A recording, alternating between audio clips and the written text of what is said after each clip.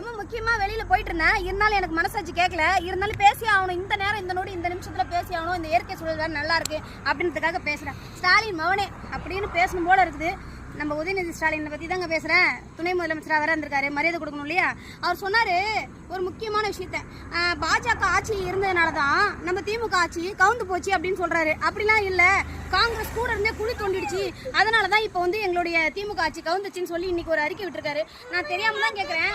50 வருஷமா உங்க கூட இல்லை, 20 வருஷமா உங்க கூட இருந்தாங்கன்னு நீங்களே தானே சொல்கிறீங்க. அந்த 20 வருஷமா அந்த காங்கிரஸ்க்கு நீங்கள் என்ன செஞ்சுருக்கீங்க? இன்னைக்கு வந்திருக்க விஜய் அண்ணன் எல்லாருக்கும் அமைச்சர் போஸ்டிங் கொடுத்துருக்காங்க. எந்த கட்சிக்கும் பாகுபாடு வேறுபாடு பார்க்காம எல்லாருக்கும் ஒரு பொறுப்பை கொடுத்து மக்களுக்காக சேவை செய்யுங்க அப்படின்னு சொல்லி இறங்கியிருக்காங்க. ஏன் பரம்பரை அரசியல் பண்றீங்களே நீங்க? இத்தனை வருஷமா அதே காங்கிரஸ்க்கு யாருக்கா ஒருத்தருக்காவது 50 வருஷத்துக்கு மேல ஒருத்தருக்காவது அமைச்சர் பதவி நீங்க கொடுத்துருக்கீங்களா? இன்னைக்கு கொடுத்துருக்காரு விஜய் அண்ணன். அதெல்லாம் உங்களுக்கு தப்பா தெரியலையா? அதெல்லாம் நியாயமா நீங்க பண்ணதெல்லாம்? இப்படி நிறைய பிரச்சனைகளை உங்களுக்குள்ளேயே வளர்த்துக்கிட்டு நீங்களே எல்லா தப்பையும் பண்ணிட்டு மக்களுக்கு எந்த நல்லதுமே செய்யாம ஊழலை தொடர்ந்து செஞ்சுட்டு தொடர்ச்சியா எல்லாத்தையும் கொள்ளடிச்சு, மணல் கொள்ளையிலேருந்து டாஸ்மார்க், எத்தனை டாஸ்மார்க் உங்களோட பேர்ல இருக்கு, உங்களுடைய கட்சி பேர்ல இருக்கு, உங்களோட எம்எல்ஏக்கள் பேர்ல இருக்கு. உங்களால அதெல்லாம் நிறுத்த முடிஞ்சுதா?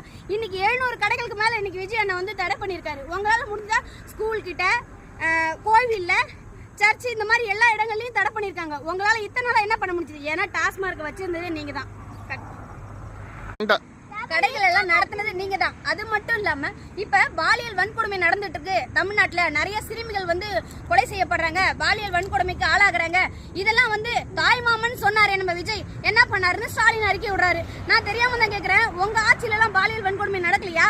பெண்களுக்கு பாதுகாப்பு உங்க ஆட்சியில எல்லாம் கிடைச்சதா? எல்லாருக்கும் உடனே தண்டனை கொடுத்துட்டீங்களா? எல்லாருக்கும் உடனே தூக்கு தண்டனை கொடுத்துட்டீங்களா? ஏன் கொடுக்கல? எல்லாம் சட்டம் தண்டிக்கும்.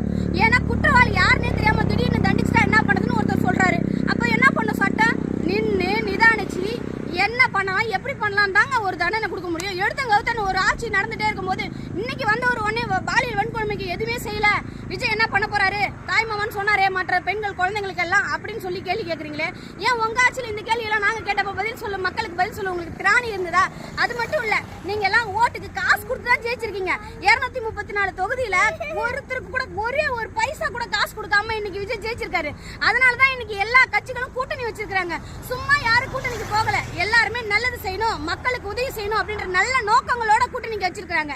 ஆனா இதே அதிமுக ஆட்சியா இருக்கட்டும், திமுக ஆட்சியா இருக்கட்டும், இது வரைக்கும் மக்களுக்கு ஏதாவது ஒரு நல்ல விலைவாசி ஏற்றுறதை தவிர, பெட்ரோல் விலைவாசி ஏறுறதை தவிர, மக்களுக்கு நிம்மதியா இல்லாத வாழ்க்கையை கொடுத்ததை தவிர வேற என்ன உங்க ஆட்சி செஞ்சிருக்கு? சொல்லுங்க பாப்போம்.